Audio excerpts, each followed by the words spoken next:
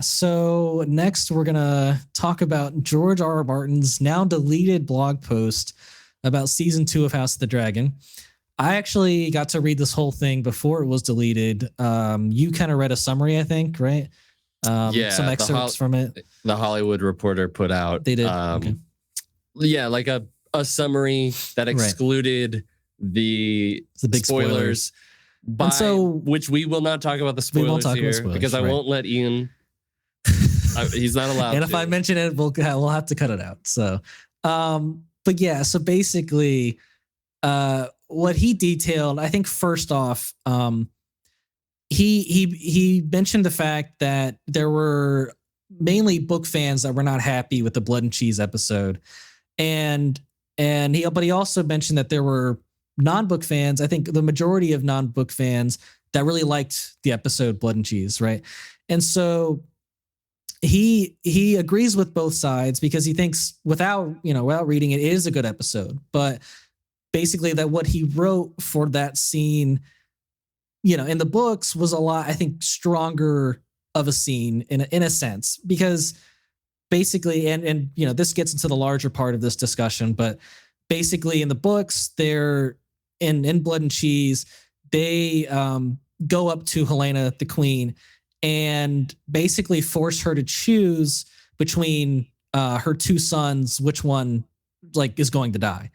And in the show, there isn't a second son. It's just the twins, Jaehaerys and can't remember the other one's name, but another J, right? Yeah. And so, and in this scene in the books, she offers her own life instead of her kids, right?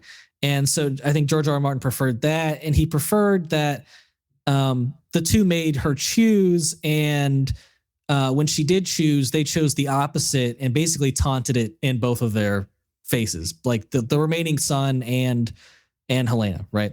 And so it was a much darker scene, which I think would have really served the episode that we did see. But I still think it was a good episode.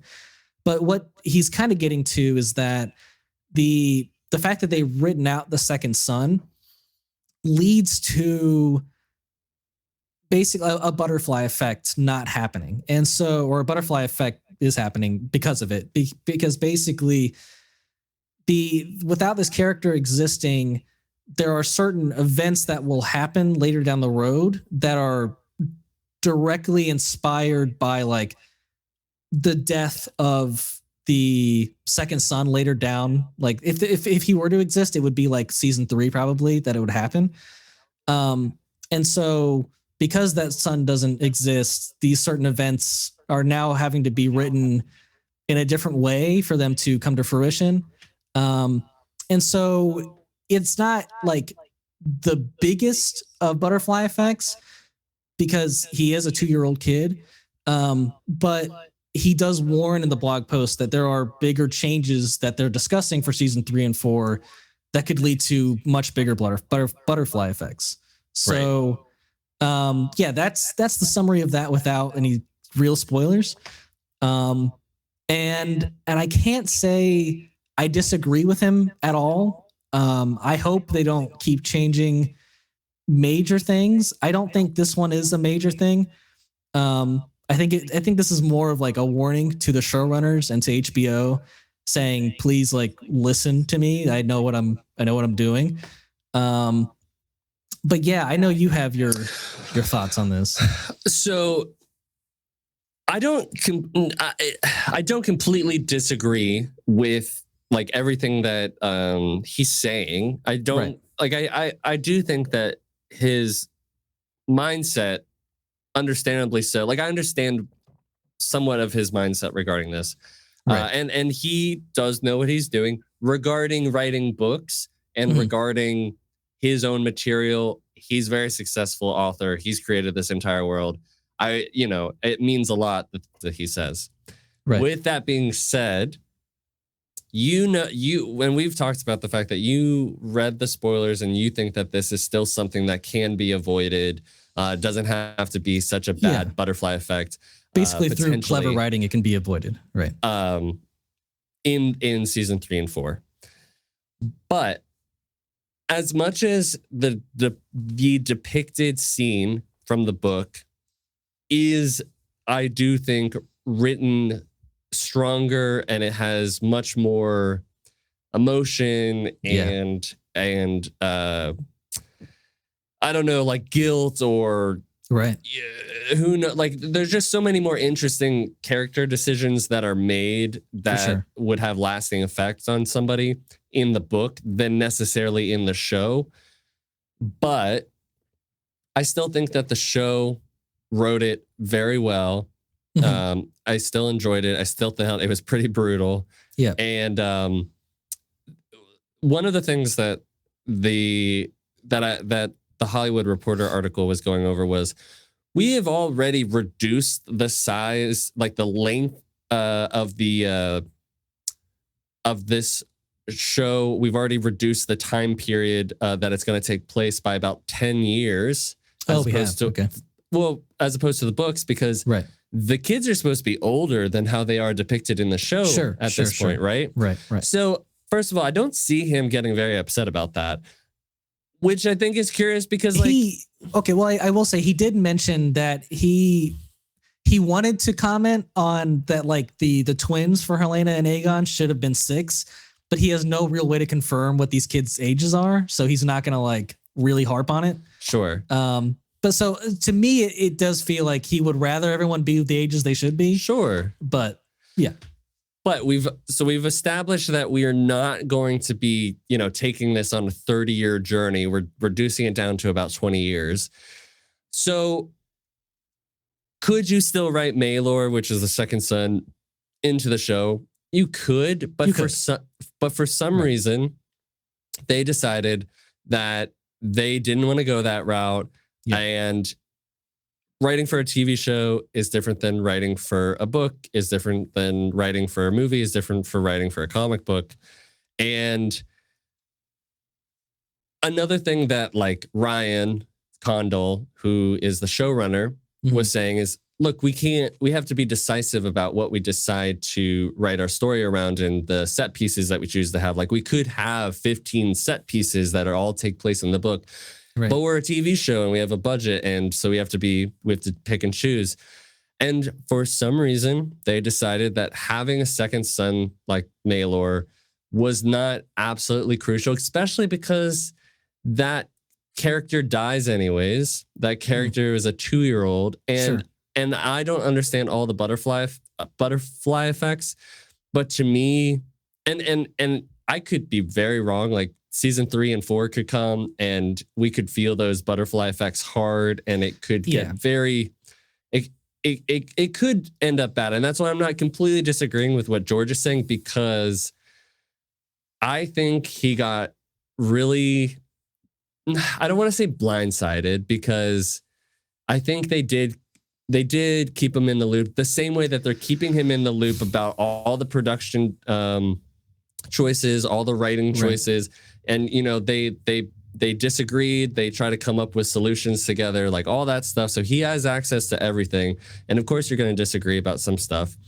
But they did end up, putting Game of Thrones, like having Game of Thrones go in a direction that was not favorable. And he, obviously a lot of us don't like how that turned out.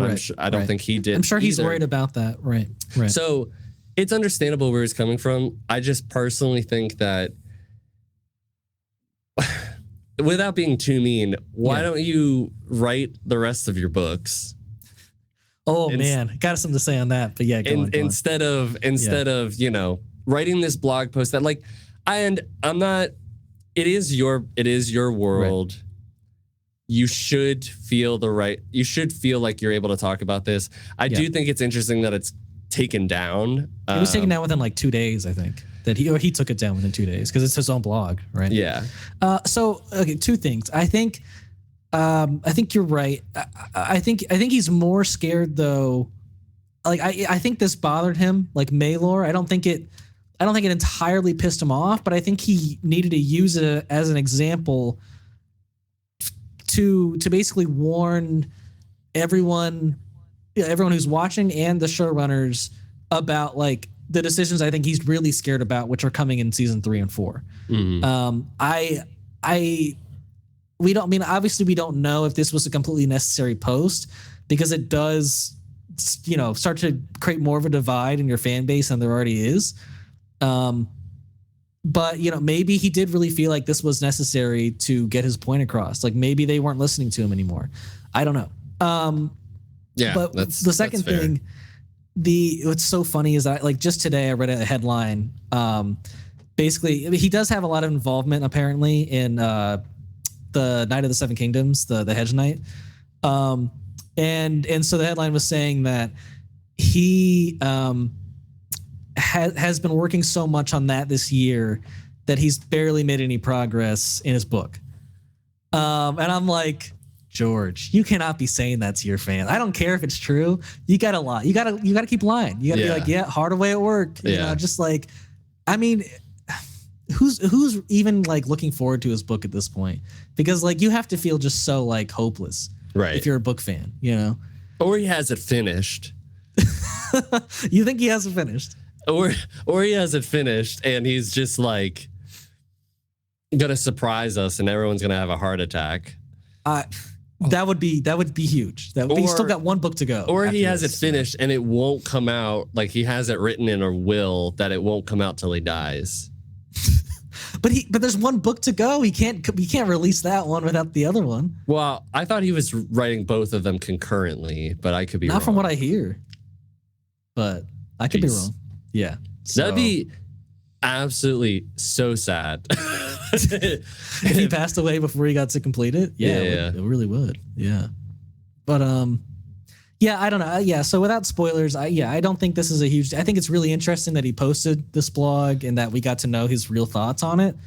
I think there are definitely things he likes about the season. I think he loves the cast. I think he does like, obviously his own story, but I don't know if he loves all the decisions being made.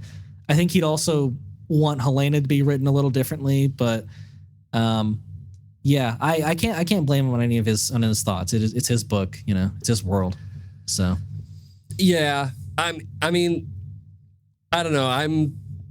I understand where he's coming from. Who knows how much he feels like he's not being listened to? Right. Who knows how much of it is him kind of saying things that maybe is more damaging than helpful.